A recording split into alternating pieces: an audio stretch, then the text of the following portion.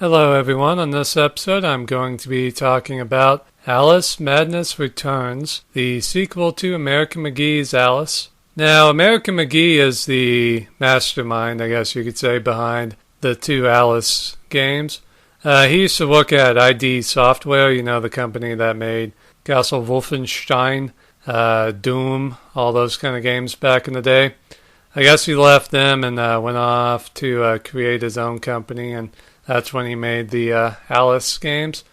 So he's a pretty interesting guy, and I'm a big fan of his two Alice in Wonderland games.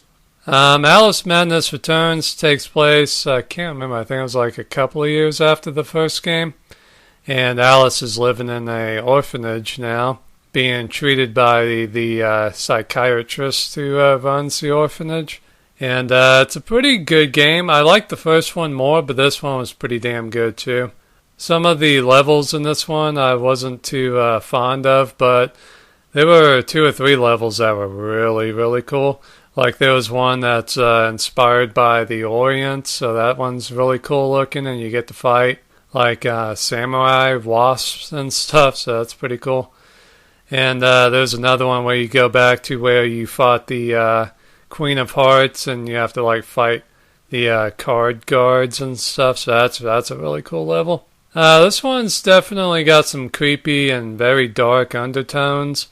I guess just because of the environment that Alice is in at the time. So it's definitely pretty interesting. But the gameplay is still very unique, very interesting. It turned out to be a much better game than I thought it was going to be, same as the first one. So I was definitely happy to be able to play both of these. And then the soundtrack is really cool. I think I put it in my top 20 favorite video game soundtracks of all time. So if you haven't seen that episode, go check it out. But yeah, it's just a really good game. The Cheshire Cat is back, along with the other characters, the Mad Hatter and all that stuff. So it's really cool, really cool. So definitely check it out.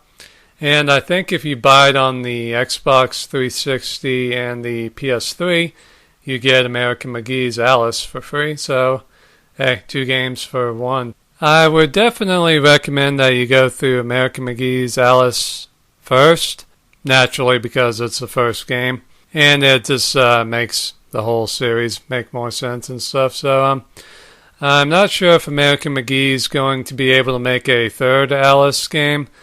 I know he's trying to make a animated movie, but he's had some setbacks with that. So I don't know. I guess it's kind of up to EA whether they produce another Alice game or not, but I hope they do. I'm not entirely sure how Alice Madness Returns sold, but the first Alice game I think sold over 1.5 million copies, so for that kind of game, that's a lot. So hopefully they can make a third one. I would definitely want to see it and want to play it. So definitely, if you have not played either of the Alice games, definitely check them out.